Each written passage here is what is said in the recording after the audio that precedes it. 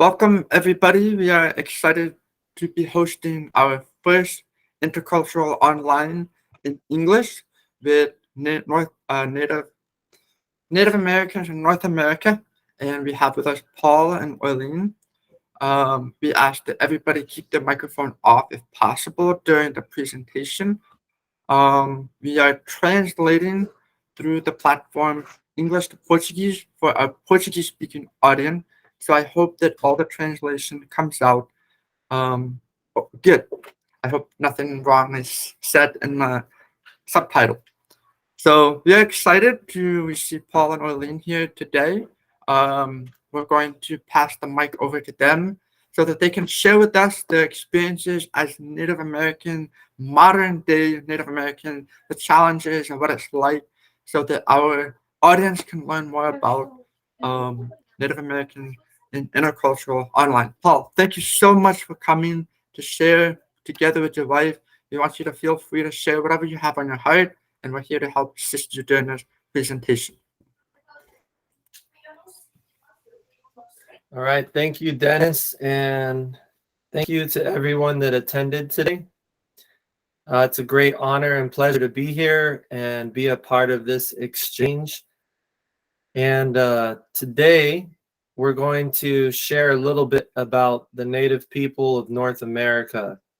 And in order to do that, I'd like to share my screen. Will that work here, Dennis? Yes, perfect. If you need help, I can help you here.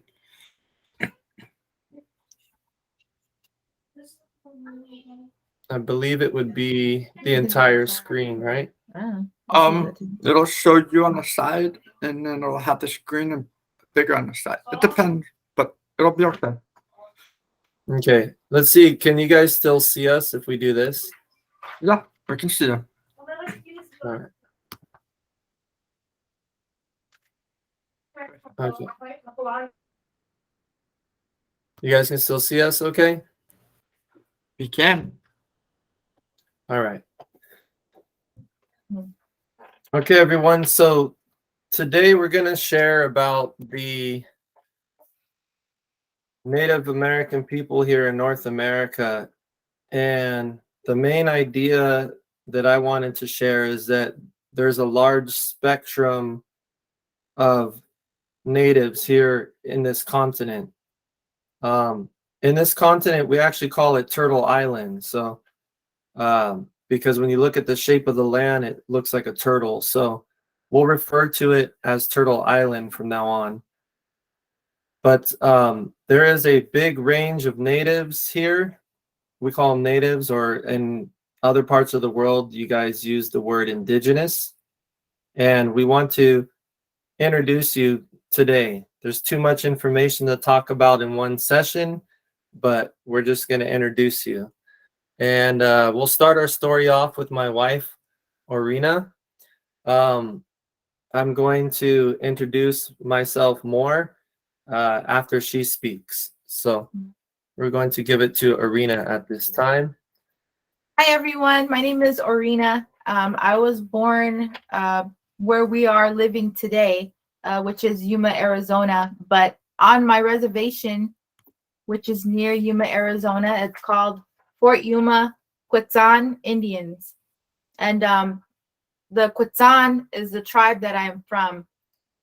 And I've lived out here. If you don't know what a reservation is, it's the a piece of land that the U.S. government gave to Native American Indians because this is where we used to live. We used to live in this area. What it is now, it's just a small town, but we used to dwell here. We lived here. We fished here. We grew our families here. And then when the government came, because it was a good place to harvest and to grow crops, and we actually taught them, because we were farmers, we taught them how to grow foods, fruits, and vegetables. They gave us a small piece. They said, okay, well, you can have this little piece of land and we'll take the rest. And because we didn't have a lot of weapons or a lot of people in our tribe to fight them off, we were put on these plots of land called reservations. So I grew up here until I was about 13 or 14 years old. And then my family and I ended up moving to the city, which I didn't know anything about a city. I didn't know what happened in the city. I didn't know that it was any different from a reservation.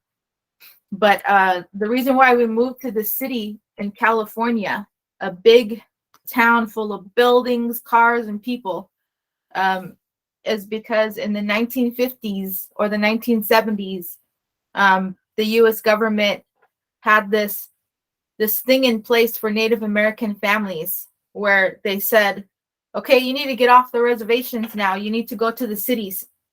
So they gave us some money, a few $100s, and they said, go live in the city somewhere. So my grandpa ended up going up to San Jose, which is where a lot of Native Americans went. They went off their reservations and they went up to San Jose and tried to live.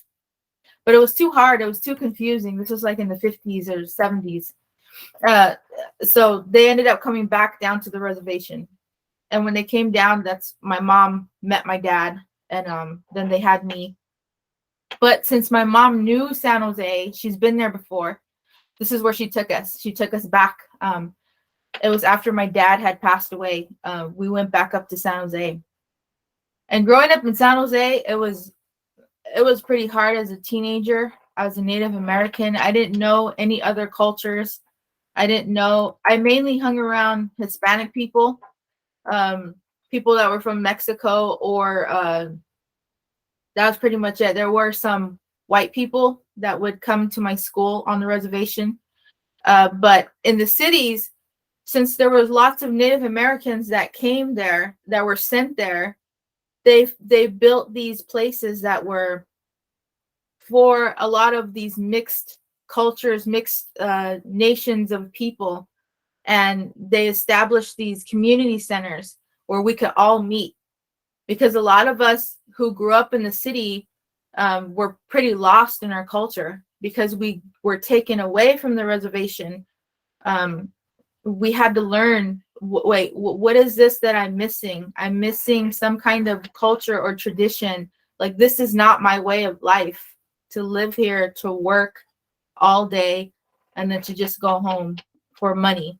This is not my way of life. So communities came together and started sharing their songs, sharing their dances, sharing their ways of prayer. Because that's really what it was that we were kind of missing. We were missing that being together as a community, as a tribe. So all these mixed tribes came together. And this picture that you see in a tribal friendship house is in Oakland, California.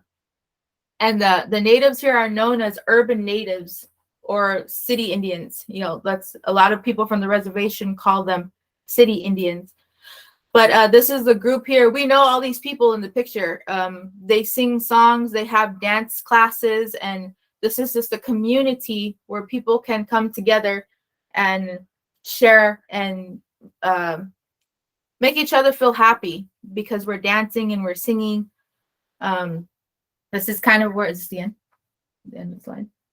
Yeah, okay. the slide. Okay. Mm-hmm. This is where in the city is where I met my husband, Paul. And when I met him and his friends, his other Native friends, I didn't know anything about Native people who didn't know their culture. And I thought everybody knew what I knew, being from the reservation. Going I know I forgot. Going through the traditions, doing my dances. And I didn't know that there were actually Native people that didn't know what the dances were and what their prayer life was like. But I wanted to go back and talk about my tribe as well. I forgot to mention that in the beginning. What it was like growing up there. Yeah. When we were growing up in the community together, we would always have social dances. You see these girls that are in the corner of the picture. They're wearing what's called ribbon dresses.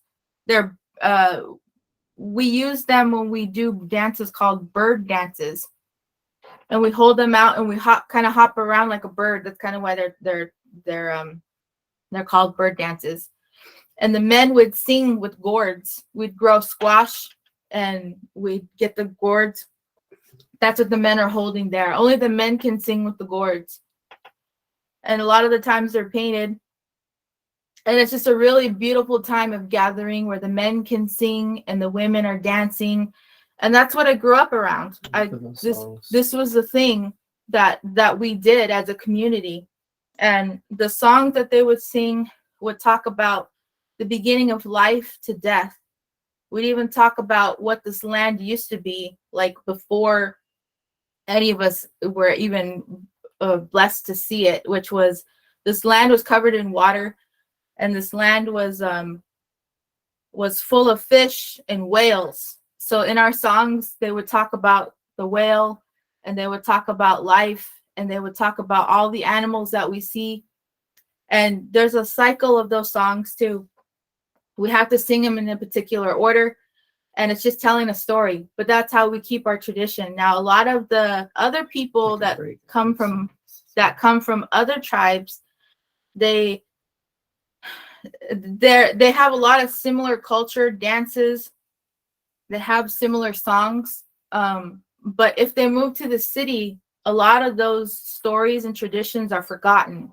A lot of those stories and traditions aren't even known. Some are forgotten. The language that we speak, there are about 700 tribes, different tribes that live here in North America. And we all speak a different language. We don't speak the same language.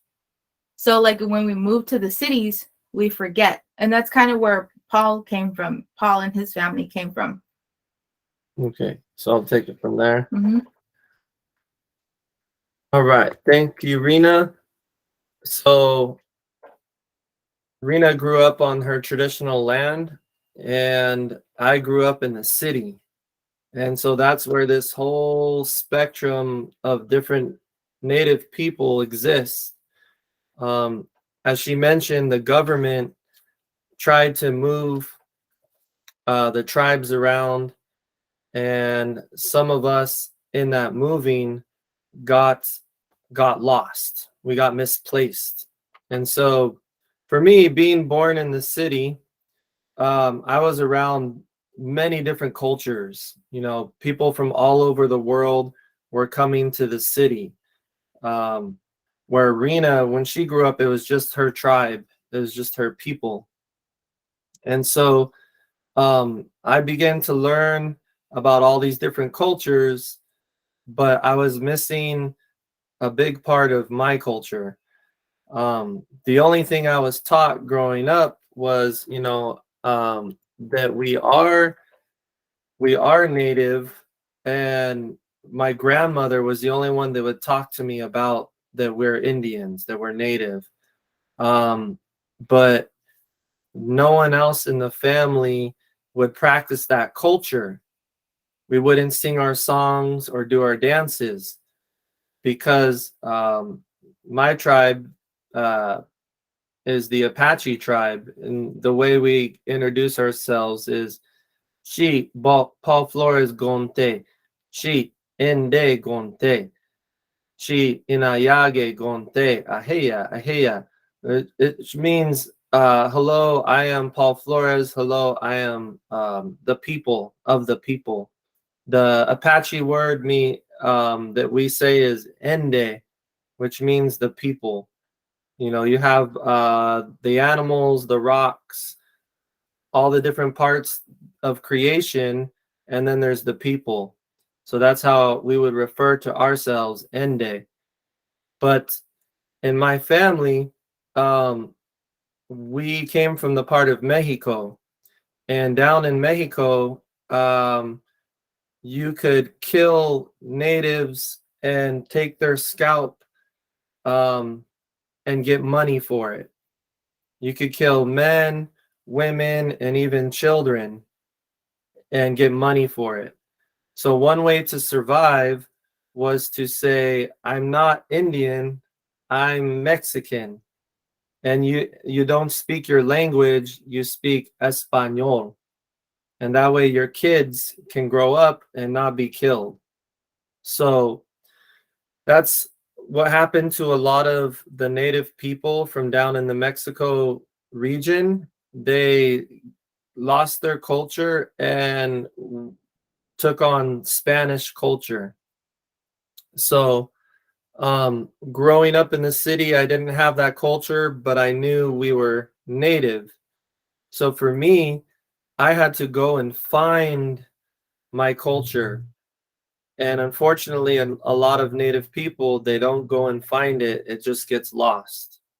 And so because of that, we're seeing tribes get smaller and smaller here in America, in Turtle Island.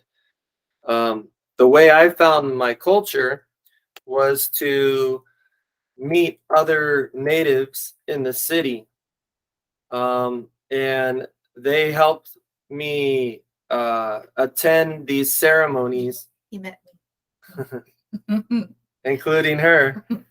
They helped me attend these ceremonies and these dances and songs and social gatherings. And little by little, step by step, and in Spanish we say paso y paso, I learned my culture.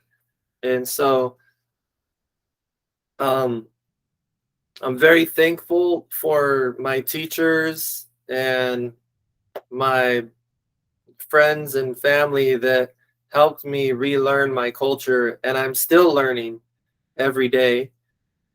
But now we're able to travel all over Turtle Island and share our songs and our dances.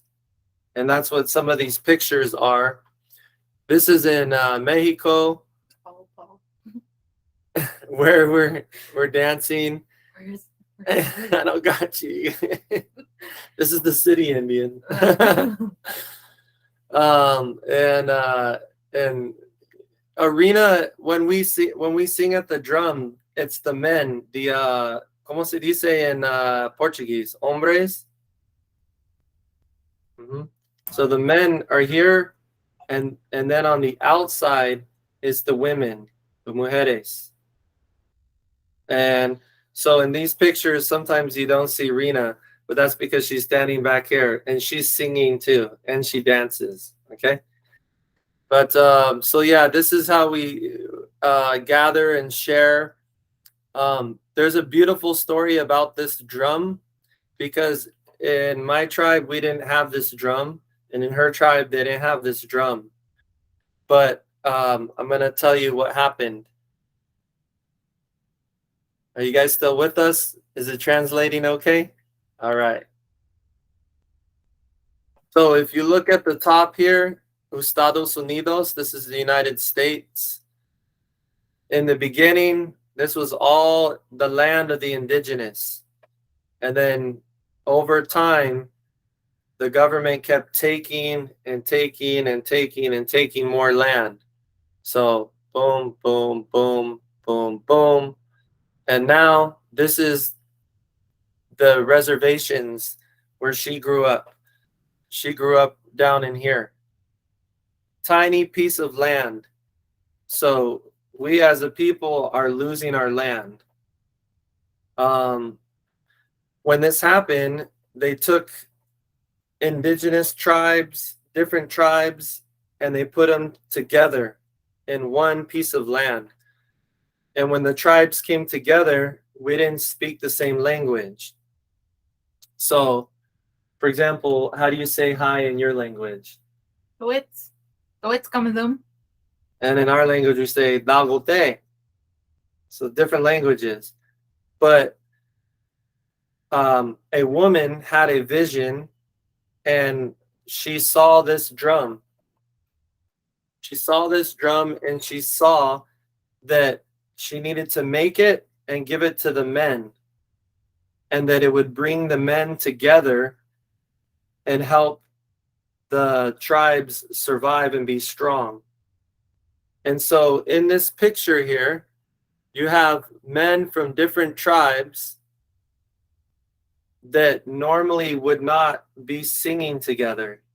But because of this drum and because of what happened with the land, it allowed us to come together and be strong. And we shared our culture, our singing and our dancing, and we shared it, and now that has kept us very strong as a people.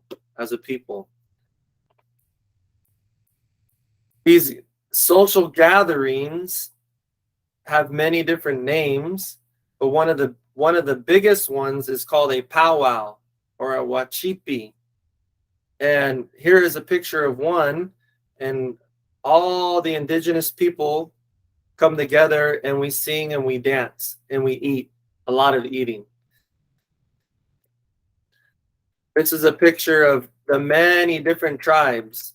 So this is not one tribe, but it's many tribes. And we all come together and we sing and we dance.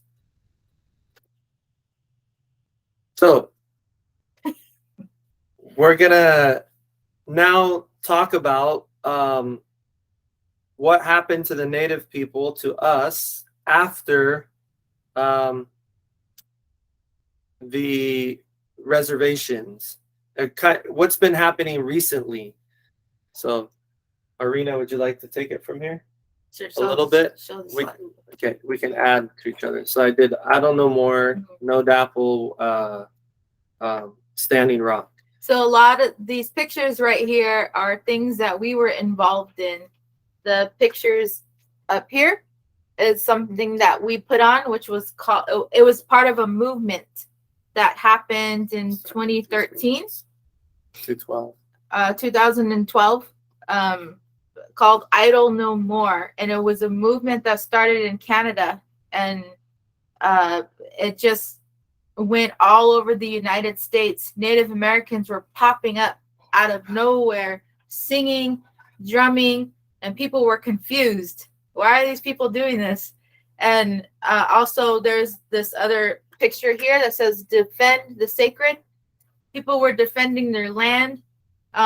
This is what I grew up doing on the reservation. My dad would take us, because that was all I knew on the reservation, was to continue to fight for my rights as a human being.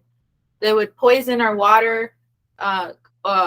Corporations, companies would take over land and completely wipe out our food supply, our water supply, our land, and it was making us sick. So my dad taught us you can't just sit and let it happen. You got to go and do something. You got to go and be there. You got to fight. You got to speak against what they're doing. So this is what this big movement just happened. I would say, probably start in 2012, and it has been happening ever since. More and more people have been coming together for different things that are happening to Native people, which is like the water. The No Dapple is this one right here was a fight because they were putting pipelines to the reservations. It would be from like one town straight through our towns and villages, and that was poison for us. I think in Portuguese it's called petrol or oil, petroleum. Yeah. So because of this, we've been making it on the news. People in public have been seeing us, and they're like, who are these people? And they see that they're Native Americans. Oh, I thought Native Americans were all gone. They would tell my husband that, because my husband is a teacher, and his students would say that. I thought we killed all of them. No, we didn't. We've just been really quiet and haven't really said or done anything because we don't need to. But with these fights, these movements that are happening, we've been making a lot of noise. Anything else? Mm-hmm.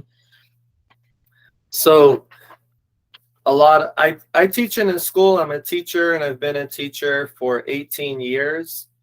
And every year, the students and the families are surprised to know that there's still Native people here. I usually bring my wife and other friends, and we come and we sing and we dance at the school, and they love it, but they didn't know that there's still indigenous people. They think that they all disappeared in history. And so I love to teach them that indigenous people are everywhere. And you might not recognize them, but we're here everywhere. These movements were about saving our water and our land and our way of life.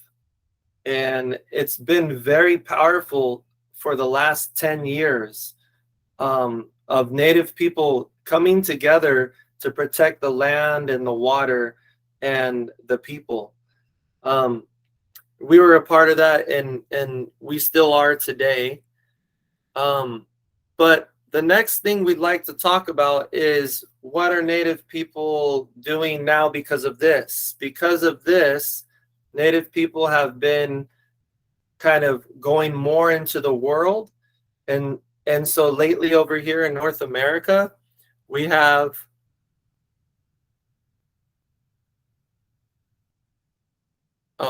when the speaker goes off. When we switch off.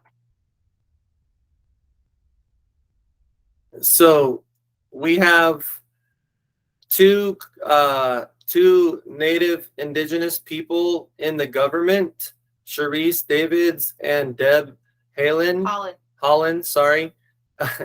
And this is some of the good things that are happening in the Indigenous people's lives, is that we are getting into the government. So the government that used to take our land, now we're getting in there so that we can change the way things are happening. Also, there's been a lot of changes in television and in the movies. A lot of the Indigenous people have been showing up in the movies and in TV. And what's really good about these stories is that they're not like the old stories in America where you'd have the Indian going, "Ooh," and then everyone's shooting each other. What they're doing is they're showing people what it's really like to live as an Indigenous person. And so this show, Reservation Dogs, they won a Golden Globe, or they were nominated for a Golden Globe. Did they win? I don't remember. I think, I'm not sure. I don't remember if they won, but they got nominated for a big award. This man here is a very well-known comedian. You know, he makes everyone laugh, and he does great videos. These two shows have been telling a lot of the history of what happened just 100 years ago. And so we really appreciate it because it's really shown the honest history. Where in schools, they always make the history nice, like it's like real nice. But that's not the history. The history is very bloody and very hard. And so these shows have been showing millions of people, millions have been seeing it. And the other thing that happened is when COVID hit, the COVID virus, what's the other word for COVID? The coronavirus. The coronavirus. The Indigenous people, we started having our gatherings online like this right now, like how we're online, you know? So we started sharing our songs and our dances, and we were having so much success. So we are seeing that our Indigenous people are learning new ways to still come together and be strong. And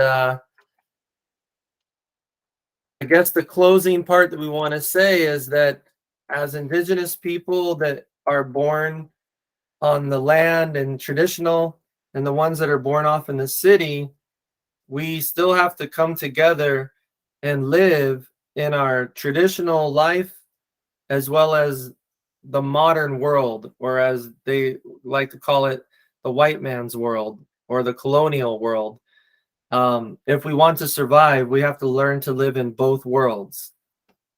And we learn to, like he said, survive, and we're resilient. We'll always find a way back to our cultures, or to remain and to teach. And that's it. Bye, guys. Thank you. Okay, we wanted to leave room for questions. Wow, thank you. Thank you so much, Paul and Orena. That was a really good presentation. I did notice that. I noticed that when you guys were switched talking, the translation kind of got bit blank there for a while. So I think Google has a little hard time recognizing it's technical, but hopefully we'll figure how to work around that in the future. This is all experimental. We're learning, so we don't have it all down, but it was a great experience for us to hear you guys' experience and see a lot of it being translated. Before we go to question, I wanted to see, do you guys sing a song? Could you sing a song? Can you do something just I don't know, any kind of presentation?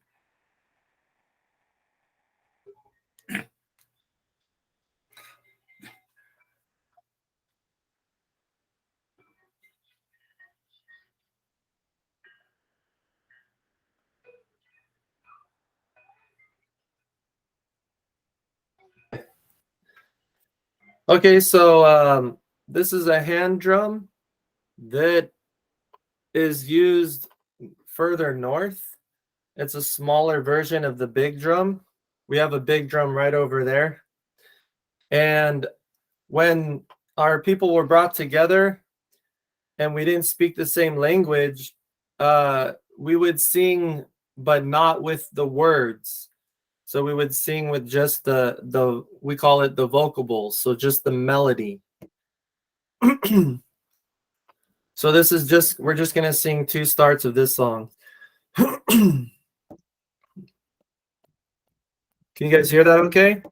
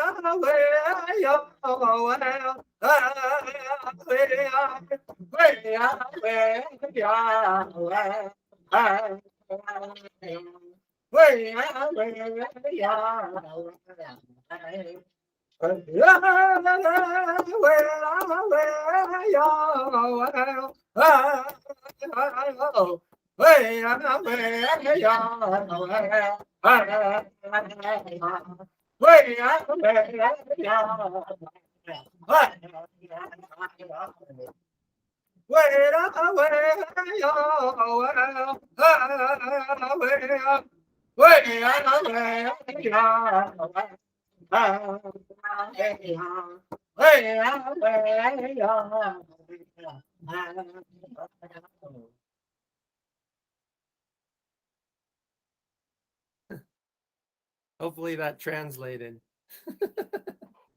Explain the vocal. The translation didn't come through very good on that one.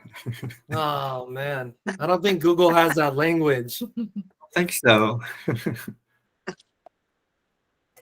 So some songs are sang in a language, but that song is not sang in any language, so that when we come from different tribes, we can all sing it together. Well, that's so cool. I did not know that the drum was the story behind that. That was very enlightening to me. I mean, I think we had Dr. Casey one time in our church meeting, and he was telling about the drums, and I had to explain to him here in Brazil. I say here in Brazil, but I'm not in Brazil. But in Brazil, we don't have that drums. We have the gourd. A lot of them have the shaker, the rattler, I guess they call it. So. Yes. Well, we'll open up for questions now. I know Linda has a question. Feel free. Go ahead, Linda. Eu quis traduzir where it wasn't. Só depois de usar o tambor, the drum, esse tambor. Não foi linguagem nenhuma, era uma coisa que a vocalização sem ser língua também, claro que Google não podia dando isso, mas também eu acho que a explicação não.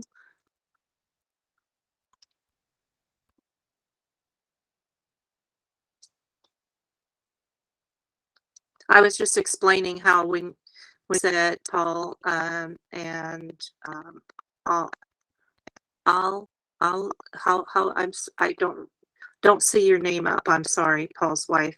I was just explaining how you were playing the drums and vocalizing. It didn't translate, and then it didn't translate what you were explaining yet.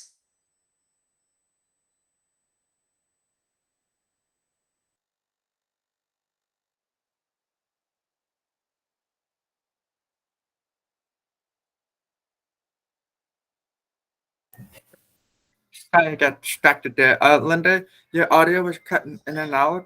If you could type it in, that way we could understand better what you're saying, and I can read it here.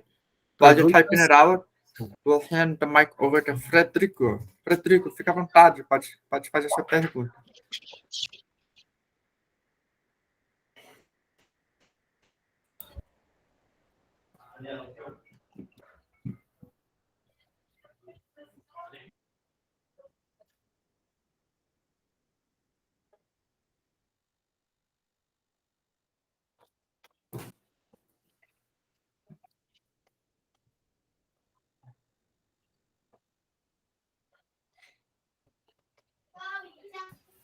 Someone had their hand raised. Were there any questions, preguntas? Frederico, você levantou a mão? Pode falar, Frederico. Sua vez. Fica à Sim, vontade. ok. Em primeiro lugar, parabenizar a Denis por ter escolhido esse tema, essa questão dos povos indígenas dos Estados Unidos, e também a Paul e a Orena por estar aqui, dedicando o seu tempo para que a gente saiba mais. E gostaria de expressar a minha surpresa, porque a mídia faz a política do desaparecimento, de esconder. Então, aqui, a grande maioria não sabe nada sobre os povos indígenas. E nós tivemos um presidente, sim. Eu quero traduzir rapidinho, porque senão eu vou esquecer tudo. Okay, I want to try to translate here, because if not, I'm going to forget everything. He's saying he wants to congratulate Dennis for this platform. He wants to congratulate Paul and Orena for the wonderful presentation. And he wants to express his surprise. I don't remember all the wording, but maybe Frederico knows English, so he can help me. But he was surprised at the lack of information, and he was not aware of some of the stuff that he's heard today. Pode continuar, Frederico. Ok. Então, aqui no Brasil ganhou muito espaço na mídia o caso do genocídio do povo indígena Yanomami. So here in Brazil, the media has gained a lot of attention in regards to the Yanomami indigenous, the genocide that's happening. Ok. Então, nós tivemos um presidente que já foi embora e que ficou conhecido por conta da sua política anti-indigenista. E ele disse uma frase que nos assustou, que a cavalaria brasileira foi incompetente e deveria ter feito como a cavalaria dos Estados Unidos, que acabou com seus povos indígenas e hoje em dia não tem mais esse problema. So he's talking about previous presidency and a statement that he said about, I didn't quite get everything, but he's referring. Linda, you want to say? He was explaining how the previous president presidency and was known because basically anti people and cultures, anti-indigenous, and that he even said that if the people that when people came from Europe, like he's in Spanish, should have had a true soldier like the ones that came to the United States from England natives. Okay, thank you. Pode Fully, continuar. like they did Frederico. in the U.S. Ok.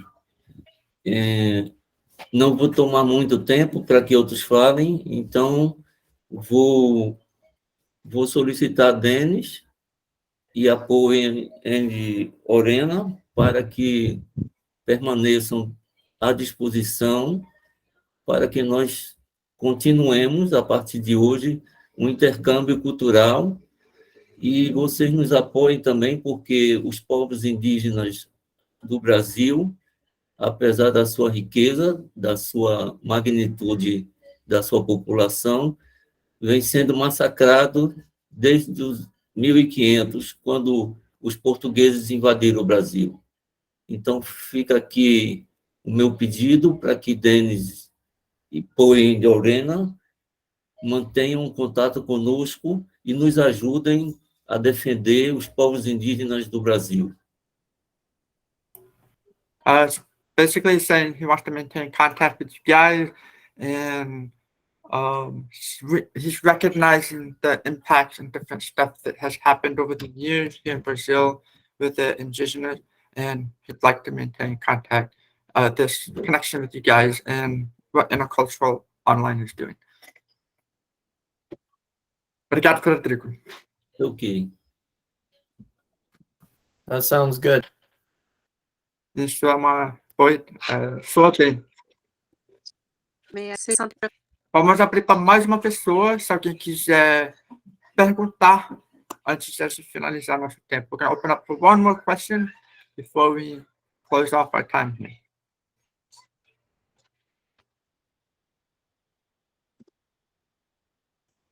Gil, fica à vontade. É só uma pergunta rápida. Eu queria saber se eles falam a língua materna deles e qual é o nome da língua materna deles. She is asking if you guys still speak your native language, and if you do, what is the name of the native language or the language you speak?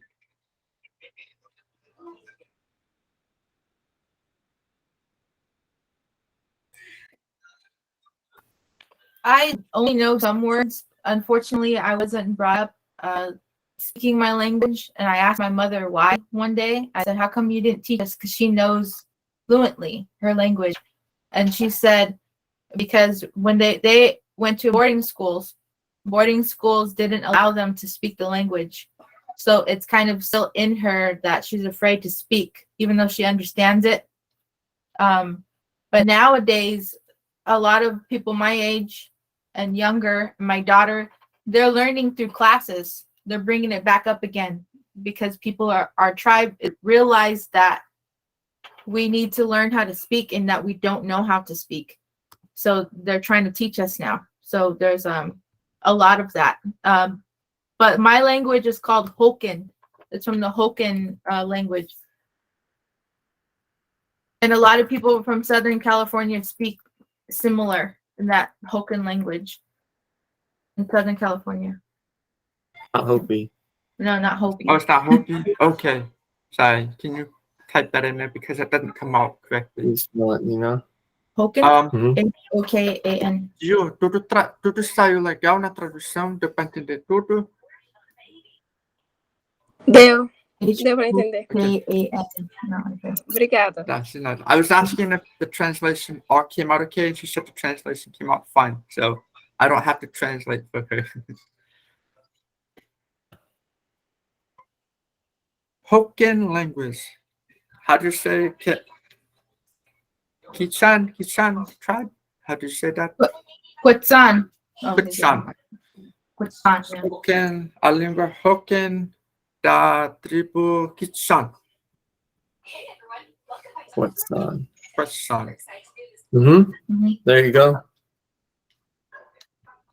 Okay. Go ahead. Also, our daughter is learning her language. That's why we moved back here to Yuma, because the tribe is right here, And so our daughter is growing up learning the language and the dances. For me, I just know some words and I'm learning little by little by little.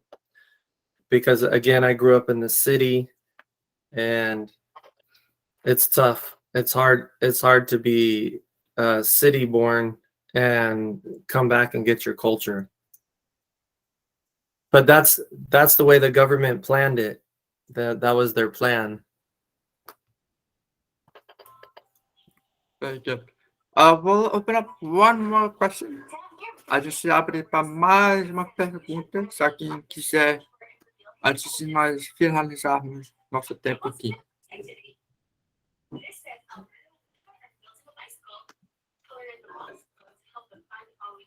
Oh, Jill. A Jill vai primeiro, depois o Frederico. Ok. Ok. Fica à vontade, Jill, pode falar.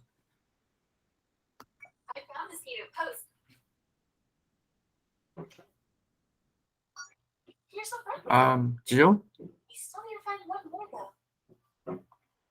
Você está com a mãozinha levantada. Você quer falar alguma coisa? Ok. Vou passar para o Frederico. Frederico, fica à vontade. I'm going to pass it over to Fred. Sim, são duas coisas. Alguém está falando? Pode falar. Deixa eu ver. Ok. Eu quero me referir a 2 pontos. Um é para ver se a gente faz um intercâmbio a partir de WhatsApp, porque é bem prático, simples, muito bom de se comunicar e compartilhar. Então, gostaria de saber se Paul e Orena teriam interesse em fazer um intercâmbio através do WhatsApp ou de e-mail e perguntar se eles têm conhecimento do Instituto Socioambiental, que está à frente um antropólogo, e se eles tiverem interesse em manter um intercâmbio, eu posso apresentar o trabalho do Instituto Socioambiental, que defende os povos indígenas e quilombolas. He has 2 questions. The first question is if it's possible for us to maintain interaction through WhatsApp. We in Brazil use WhatsApp. I don't know if you guys use WhatsApp.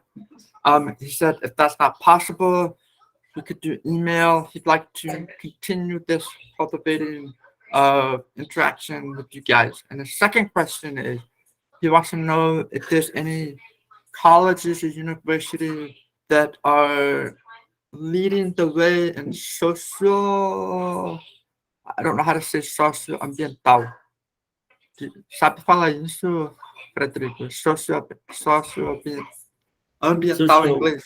Social environmental. Social environment. He wants to know if there's any colleges in the U.S. that are leading the way in research and stuff with social environment, and if it would be possible to have some kind of partnership with the university, because he's a teacher or something in the university in Brazil.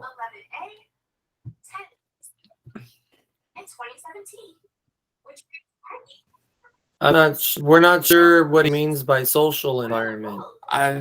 Pode explicar o que é socioambiental, Frederico? Porque até eu não sei explicar bem.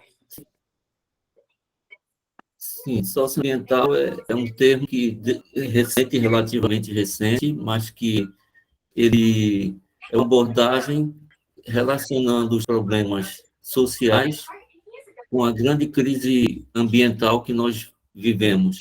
Então, em português, chama-se socioambiental, mas em inglês eu acho que é environmental social, problemas sociais ligados ao meio ambiente.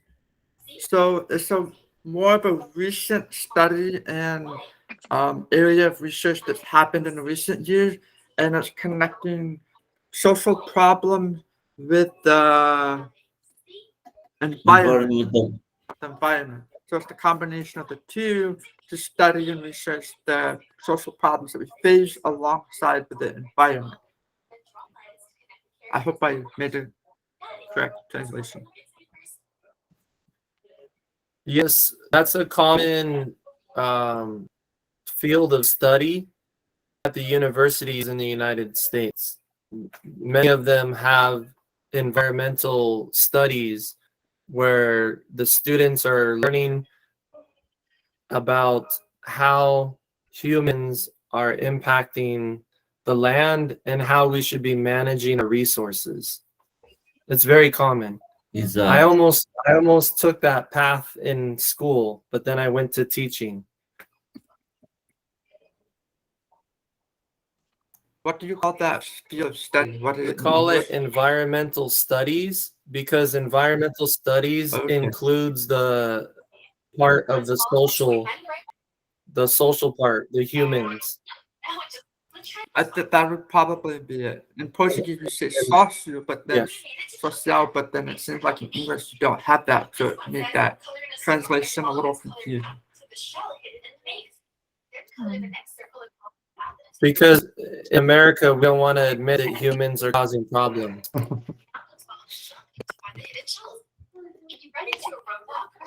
Do you guys know of any colleges or universities that are studying that area, and if there would be any interest in them connecting with the Brazilian university? That was his question, second question. I mean, wherever he wants to connect with, every state has a university that has an environmental studies program. Oh, but personally, are we connected to one? No. I'm working with the university right now. Yeah. UC Merced. We're only interested in going to reservations and helping the drug addiction, mental situation, and like substance abuse kind of thing. That's the only thing we're focusing on right now.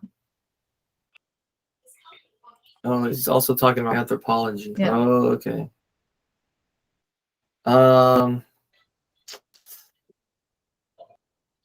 Something I could look up in the future with the college, the university.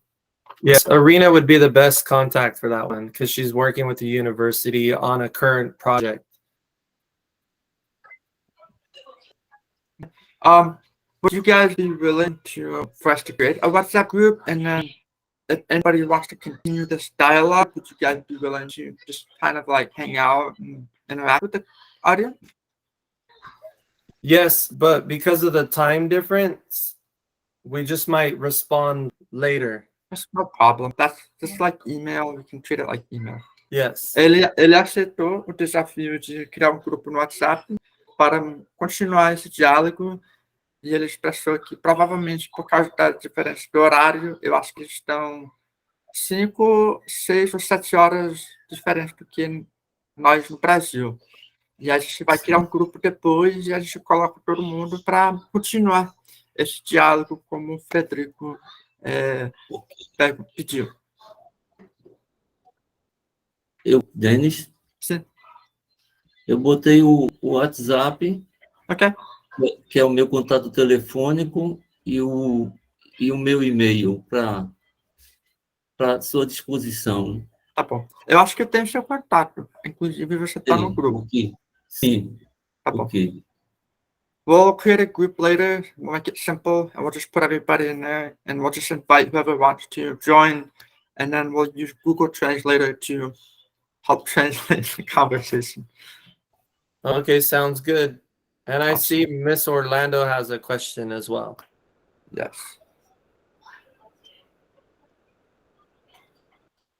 Jill, você tem uma pergunta? Tem que ligar o microfone para poder falar. Não tenho. Ah, tá. She said she doesn't have a question. É porque seu mãozinho está levantado, aí a gente pensa que você quer falar, por isso a gente está perguntando.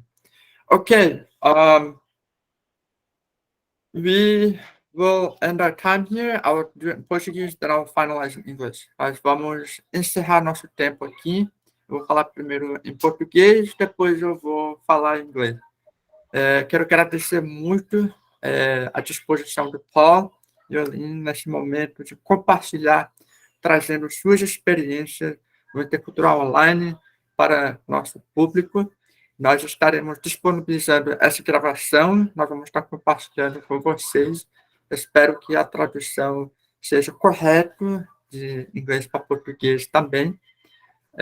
Foi uma experiência e troca de experiência maravilhosa.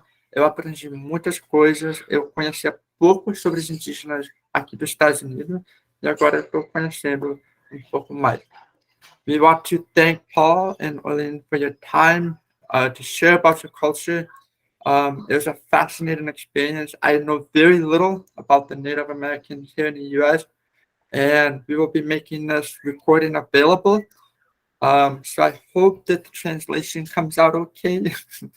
And it was a wonderful experience. I want to thank you guys so much for your time and willingness to come share.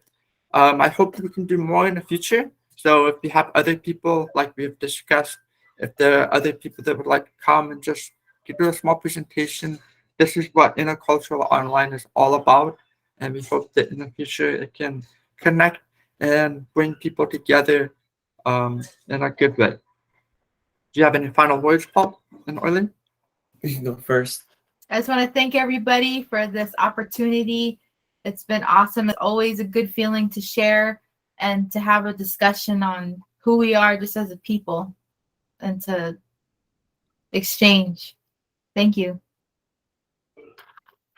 I want to thank Dennis and Linda for inviting us and translating, and Federico and Miss Orlando for their good questions. And I also need to give a high five to Marcos because he's a teacher. And and I'm excited to share with you guys in the future.